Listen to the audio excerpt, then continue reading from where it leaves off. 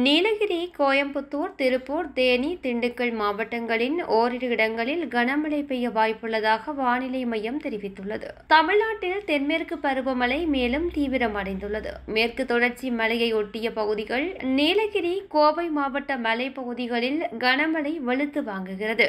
கடந்த 3 நாட்களில் மட்டும் அவலாஞ்சியில் 91 சென்டிமீட்டர் மழை கொட்டி தீர்த்துள்ளது. இதற்கிடையில் மத்திய மேற்கு மற்றும் அதனை ஒட்டிய வடமேற்கு வங்கக்கடல் பகுதிகளில் காற்றழுத்த தாழ்வு பகுதி நேற்று உருவானது. இது மேலும் வலுப்பெற்று ஒடிசா கடற்கரையை நோக்கி 2 நாட்களில் நகரக்கூடும் என தெரிவிக்கப்பட்டுள்ளது.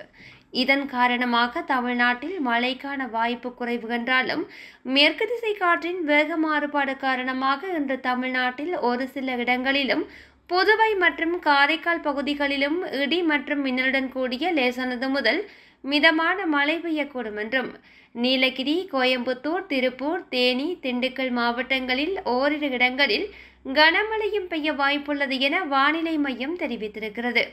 சென்னை மற்றும் புறநகர் பகுதிகளில் அடுத்த 24 மணி நேரத்திற்கு வானம் ஓரளவு மேகமூட்டத்துடன் காணப்படும் என்றும், நகரின் ஒரு சில பகுதிகளில் இடி மின்னலுடன் கூடிய லேசானது முதல் மிதமான மழை பெய்ய வாய்ப்புள்ளதாகவும் தெரிவிக்கப்பட்டுள்ளது.